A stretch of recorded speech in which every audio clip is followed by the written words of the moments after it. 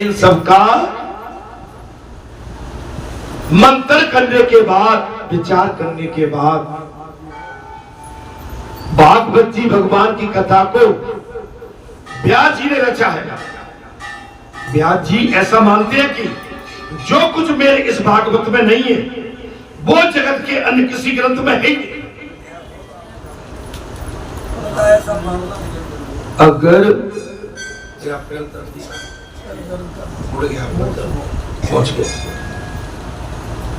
वो जगत के अन्य किसी ग्रंथ में नहीं, जो भगवान में है केवल वही ग्रंथ में। भागवत कथा में जो है ना वही भागवत कथा, और कहीं कुछ भी नहीं है।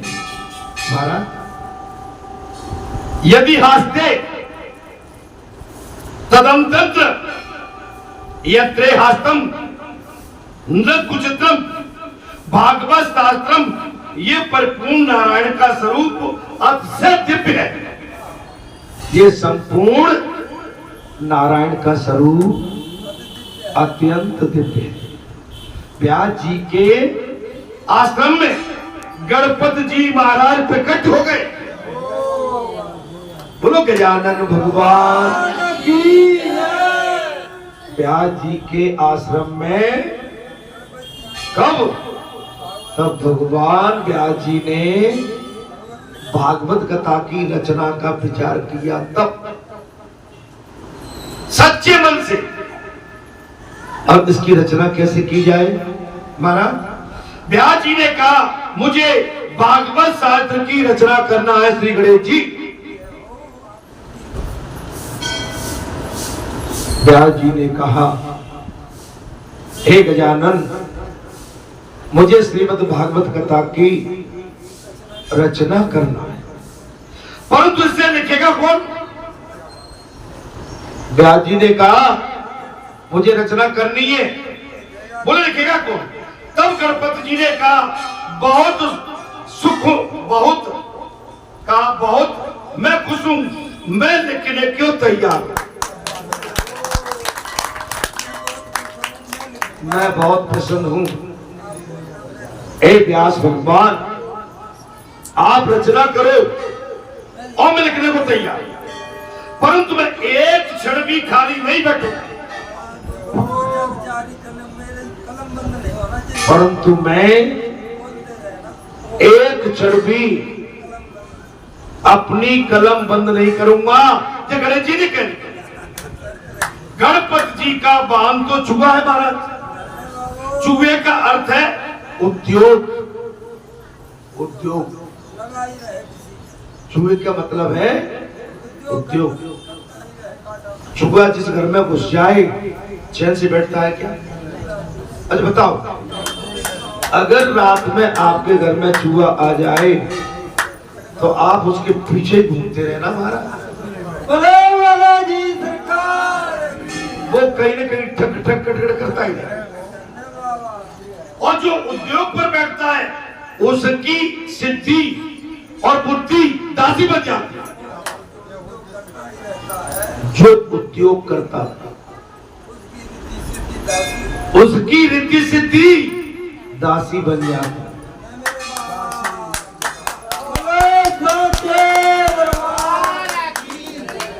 बालाजी के दरबार में कुछ न कुछ होता है।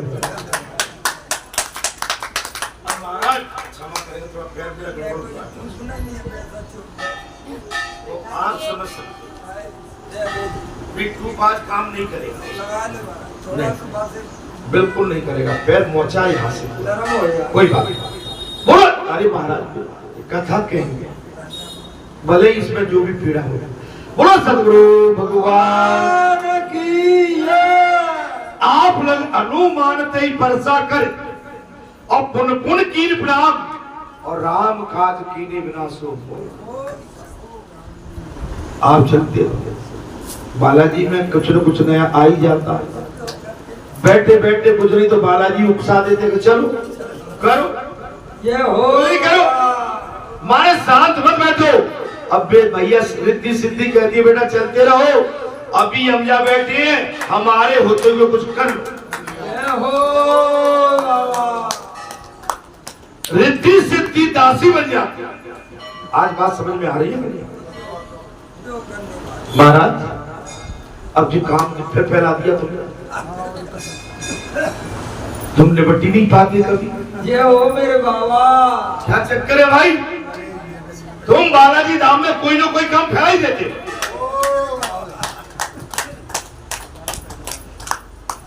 ये रिद्धि सिद्धि उतावली है महाराज।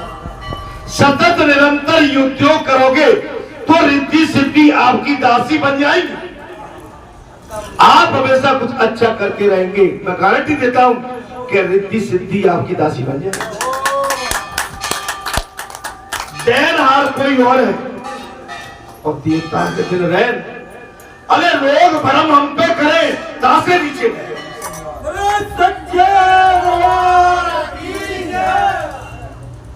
बोले लो बालाजी में अभी ये मंदिर का निर्माण, भंडारा, गंगा दशहरा और ये तोड़ फोड़ फेंका डाली।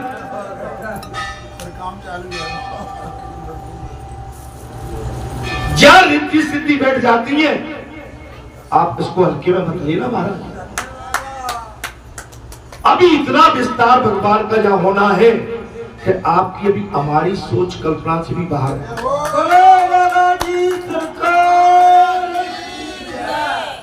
जहाँ इतना काम होना है कि अभी ये शरीर भी यहाँ पर चला जाएगा तो भी काम चलता ही है।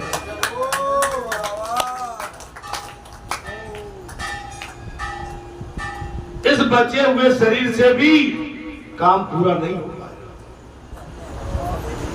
इतना काम यहाँ होना है। यहाँ पर व्यास जी ने साफ कह दिया, लिखेगा कौन भागवत कथा? गणेश जी भगवान ने कहा हम लिखेंगे, लेकिन कंडीशन ये है, गणेश जी ने कह दिया मैं रुकूंगा नहीं। क्यों? मेरी तो सवारी चूहा है और मैं तो उद्योग पे बैठा हूं। मेरी सवारी मुझको रुकने ही नहीं देती। आप सच्चे मन से अगर सच्चाई पर चलेंगे तो रिद्धि सिद्धि आपकी दासी बन जाएगी। एक क्षण भी ईश्वर के चिंतन के बिना बैठ नहीं सकते।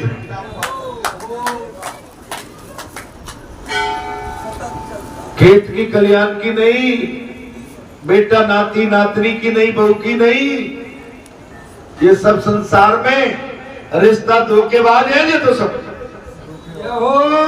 धोखा। बहू आ गई, बहू आ गई, चादना बहू आ गई। अब सास रसोई से बाहर, बहू आ गई रसोई में। कौन घुस गई? कौन घुस गई? जब तक सास ससुर रसोई में मन चाहे मठा फेंट लिया, मलाई खाली सास ने भीतर, बहू नहीं तो दोनों बहुना ने, दोनों सास अकेली है ना। रसोई की मालकिन कौन है? मलाई मार दी। अब बहू रसोई में मलाई कैसे खाओगे? और बहू ने देख लिया सास ने तो अरे लपके से खा रही है। और बहू जा कह दी भाई सास बड़ी चट्टो है। बोले बिना की तो को और मलाई मार जाती।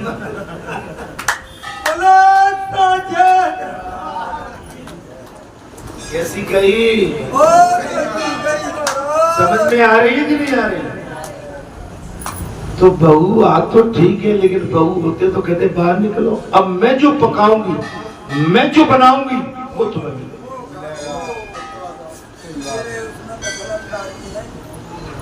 मैं ठीक बोला हूँ। और बहू नहीं आई, दोनों मरे, बहू आ जाए। अब आप अकेले थे, खूब आजादी से घूमते, बहू आ गई। वहां में सास में ससुर में गुमसुम है रही है, कोई बात ना रहे। अब बेटा बहू बैठी है ठोक के। अगर तुमने कहीं लट भारती करी तो बहू पोल खोल देगी। हमारे साथ तो लड़ती है तुम्हें। हो मेरे बाबा। और बाकी साथ नाती पोता आ गए, बहू भी समझदार निकली तो नाती नातनी, दादा दादा, चाचा चाचा, वो दादा दादी लड़ रहे।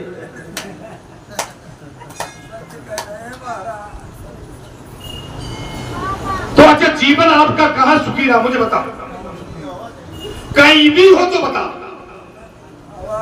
मैं अमेरिका में था, मैंने ये सीख कैसे सीखी, अमेरिका में थे हम, बहू भी चली जाती थी, बेटा भी, जिसके मालिक तो हम ही थे उस समय जब चले गए, भाई कट जा जयकर प्रसाद बैठ। तो अब आप देखो महाराज, अब हमें जो सामान धरा रहता था ना, हम टच नहीं करते। मैं तो देखो भैया अपनी बात देखो, मैं तो भैया बड़ा खुल्लम खुल्ला बात करने वाला आदमी। अब तुम भले ही मत बताओ, लेकिन वो जाते जाते वो अपनी सास को, मम्मी जी खा लेना, और आकाश कहता पापा जी ले लेना। हमने बेटा तुम कह तो जा रहे, तुम्हारे जहाँ में हाथ को डाले सामान तो जब बहुत है। अगर हमारा मन कभी लगा हम खाएंगे ज्यादा, तो भैया तुम दोनों कहोगे कि मम्मी पापा चट करके पूरा कहे भैया कैसी कही, तो मैं प्रैक्टिकल आदमी हूं कि नहीं, और केवल मेरे संग नहीं बीतते कि समझ के संग, तो मैं क्यों कह देता हूं, तुम क्यों नहीं कहते अपनी बात।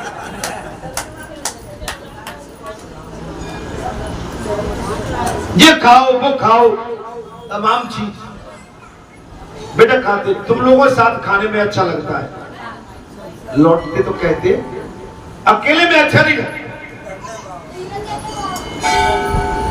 अब खाने को तो हम पूरा प्रिंसाफ कर देते भाई शाम तक, तो मर्यादा है कि नहीं। और बहू नहीं होती, अकेला आकाश हो तो बिल्कुल पेल देते थे।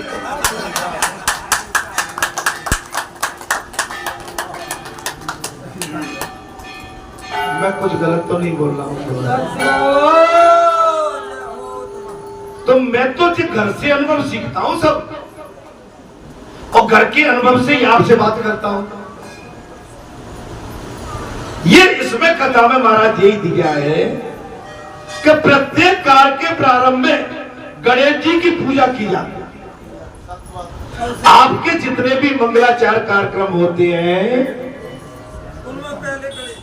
अब मालूम है, मैंने अभी बात किया दी ना, तो जो माता बहन बेटी आएंगे गाय, फिर जी में से कहानी उठाओ, भगत जी कह गए तो ये चिंतान करा देती है, तुम क्या कह आते हो, मैं क्या करूं, मैं तो पकड़ू भाई।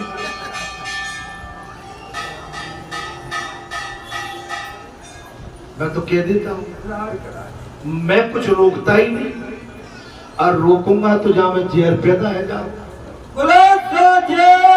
अगर अपने शरीर को अच्छा रखना है तो थोड़ा फुंसी न हो, तासे खुजली को फेंक दो, खुजली बाहर करो, गणेश जी की पूजा करो। अपने हिंदू संस्कृति में सर्वप्रथम गणेश जी की पूजा की जाती है महाराज।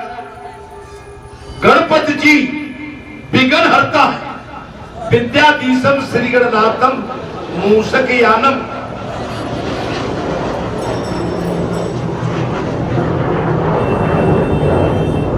मैं ये श्लोक हमेशा करता हूं। विद्याधीशम विद्या के राजा है, विद्याधीशम श्री गणनाथम, हे गणेश जी, विद्याधीशम श्री गणनाथम मूषकयानम, आप जुआ आपका वाहन है, गौरी तनियम, आप मां भगवती पार्वती के पुत्र, वंदे देवम, हम आपकी चढ़वंदना करें महाराज। सिंदूर बदनम, आपके शरीर पर सिंदूर चढ़ता।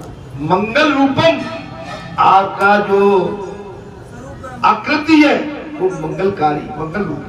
भक्तो दीनम, आप भक्तों पर दया कर। विद्याधीशम श्री गणनाथम मूषकयानम, गौरी तनयम, वंदेव देवम, सिंदूर बदनम, मंगल रूपम, भक्तो दीनम, भक्तों पर दया कर। गणपति का पूजन करने का अर्थ है जितेंद्र होना।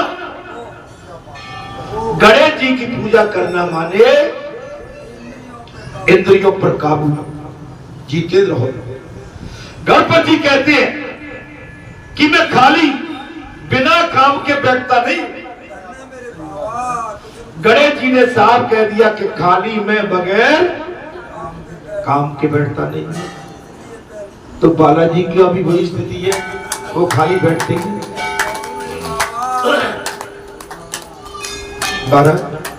बैठता नहीं।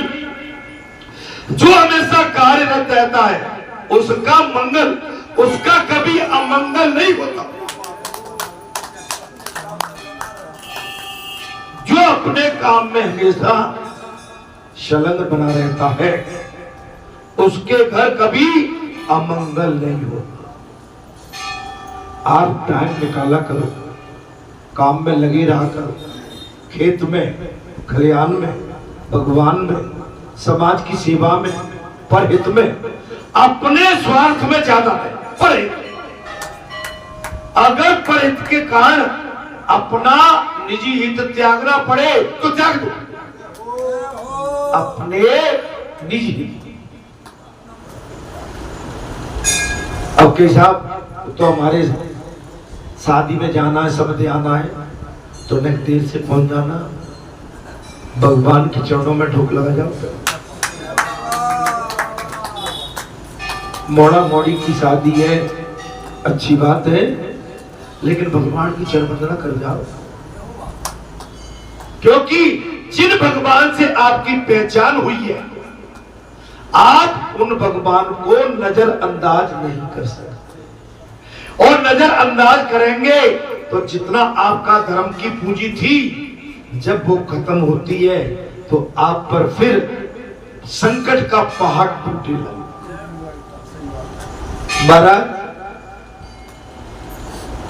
गणेश भगवान हमेशा काम में लगे रहते हैं, खाली नहीं रहते। गणेश जी ने कह दिया श्री गणपति जी बने हैं लेखक और व्यास जी बने हैं महाराज वक्ता। भागवत कथा किसने लिखी?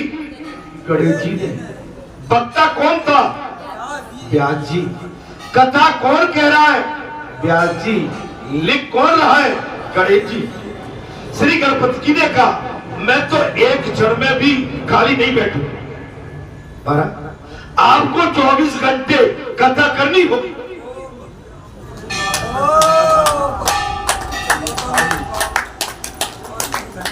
व्यास जी से कह दिया मैं 24 घंटा लिखता रहूंगा, अगर तुम्हें ये शर्त मंजूर है तो मैं तैयार। बताओ तो कथा होगी। तो व्यास जी ने कहा मैं जो कहूं वो योग्य या अयोग्य उसका पहले मैं विचार कर लूं और विद्या पूर्वक लिखे। अच्छा 100 श्लोक हो जाने पर व्यास जी एक ऐसा कट श्लोक कह देते थे कि जिससे गणपति जी को विचार करने में समय लग जाता था।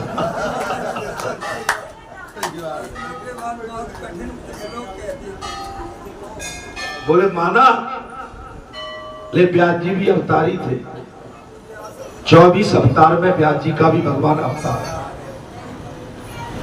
व्यास जी एक ऐसा कठोर श्लोक कह देते तो गणेश जी को लिखने में उसमें टाइम लग जाता। और इतने समय में व्यास जी अपने अन्य काम पूरे कर लेते।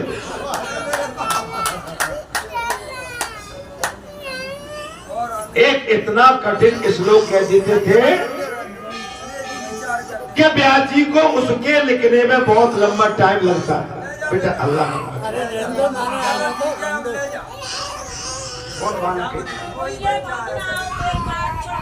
ठीक है परिक्रमा करो। अपने अन्य काम पूरे कर लेते। देवताओं को अपरोक्षता बहुत प्रिय है। हमारा अपरोक्षता लिखा है कि राजा चित्रकेतु की 1 करोड़ रानियां थी। राजा चित्रकेतु की कितनी? 1 करोड़ रानियां। संसार के विषय में जो मन रखता है बाहर बैठा लो, कथा चलेगी। हम लोग कुछ नहीं कर सकते। परिक्रमा ले आओ थोड़ा इधर ले आओ। ले आओ बेटा ओ धर्मेंद्र ओ ले आओ तक ले आओ। बोलो सदगुरु भगवान।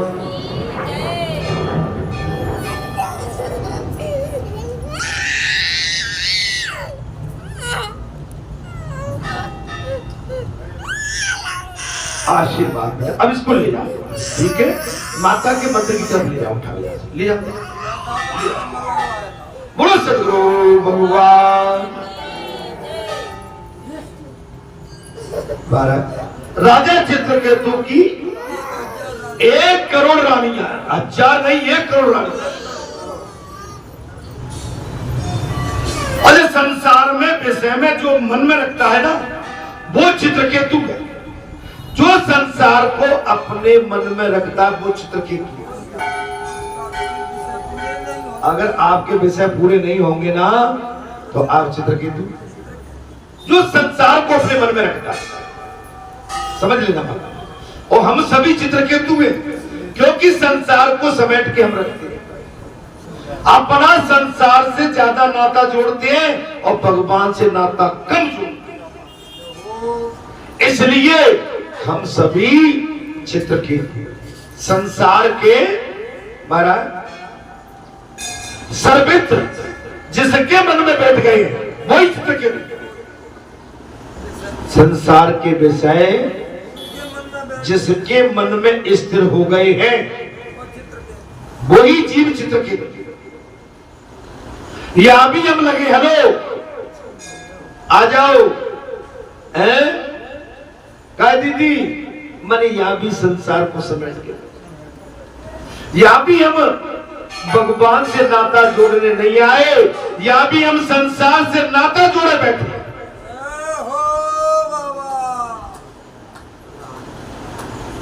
मैंने कई बार तुमसे कहा है कि इस व्यासपीठ को न तो अपना पड़ोसी मानो, न अपना पटेत, न अपना पड़ोसी। इस व्यासपीठ को केवल भगवान स्वरूप दो।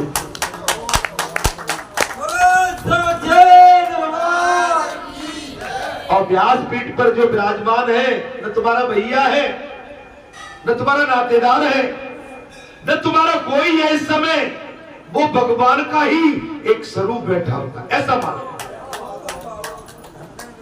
अगर तुम नाता यहां पर भी लेके बैठे हो तो फिर आपका कल्याण नहीं है। चक्कर जी हो गया है कि बाहर वाले तो मुझे अच्छे भाव से देखते हैं कि यह बालाजी बैठे हैं, लेकिन घर परिवार के लोग कहते हैं नहीं ये हमारा कोई अपना निजी बैठा हो। अंतर के जब तुम मुझ में संसारी भाव डालोगे, जब मुझको आप संसार की दृष्टि से अपना भाई, भतीजा, जेठ, ससुर, बेटा अगर मुझे भाई, तो फिर वो आपको जहां से आशीर्वाद नहीं दे सकता, क्योंकि आपकी भावना तो संसारी है। आपकी भावना कैसी है? और व्यासपीठ है भगवान, और भगवान के सामने आप संसारी वातावरण करते हैं, इसलिए आपका कल्याण यहां से नहीं हो सकता। ये कसर है, हमारे गांव का है, धमका लेंगे, गाली भी दे देंगे तो क्या बिगाड़ लेगा, देते बुरा भला कहते हैं। मेरे भाई बंधु उनकी गाली को सुन भी लेते हैं, पर ये नहीं कहते कि तेरी हिम्मत कैसे पड़ी हमारे भाई से ये बात, तेरी क्षमता कैसे, क्या तुम्हारे पिताजी को कोई गाली दे और तुम सुनते हो तो अनसुने अंधे बन के, गूंगे बन के लौटाओगे कि उसको समझाओगे ढंग से? क्या बोला मैं? कुछ गलत तो नहीं बोली है, लेकिन आपके मन में ये है, हमसे थोड़ी कहा है, वो तो उनसे कहा है। मैं तो सबर करके बैठ जाता हूँ, सबरी हूँ, करता रहूंगा, गाली सुनता रहूंगा, लेकिन मुझे जब तुम मेरा दर्द समझोगे तब मैं तुम्हारा बनूंगा। तुम मेरा दर्द नहीं जानते।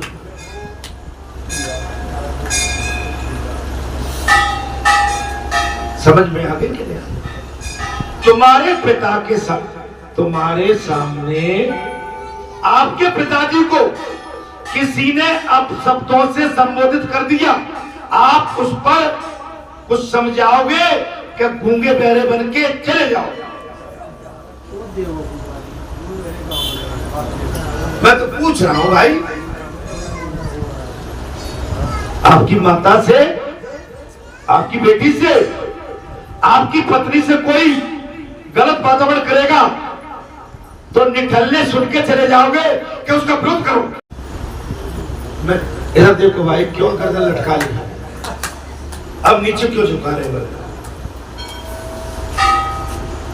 पिता सोच रहा है कि मेरे साथ मेरा पुत्र है। मैं तो बूढ़ा हूं इस समय, मैं पुत्र से ये तो नहीं कहूंगा तुझकी मराई कुटाई कर, लेकिन इसने जो शब्द कहे हैं उनका, उस बात का विरोध तो कर कम से कम।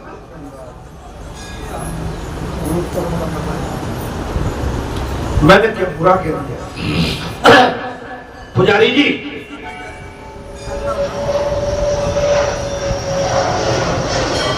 समझ में आ रही है कि नहीं? अरे आपसे कोई, मेरे आपसे अभी कोई अपशब्द कहे, मैं बड़े व्यासपीठ पे हूं, अगर आपकी मर्यादा के विपरीत बात करेगा मैं उसका गला पकड़ लूंगा जाके लपक के पहले। ये मेरी शरण में है,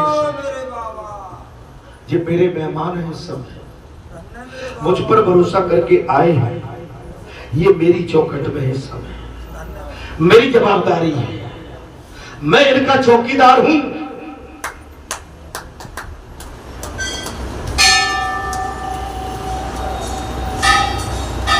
मैं कुछ गलत तो नहीं बोल गया और करता हूं, समझाता भी हूं कि समझ लेना। यहां पर तुम मर्यादा के विपरीत कहीं भी गए तो समझ लेना कि बस ये मेरे सामने, मैं बोलता कम हूं लेकिन इसकी गर्जना जब होती है ना तो अच्छे अच्छों के भूत भगने लगते हैं। आप कथा सुनो, गीत सुनो, कविता सुनो, सब में कोई ना कोई इनका रहस्य छिपा हुआ है, तो मैं वही रहस्य कथा तो आपको बता रहा हूं। क्यों? पुत्र मोह में महाराज, दुर्योधन के पुत्र मोह में धृतराष्ट्र अंधा तो था ही और गूंगा बन के भी बैठा।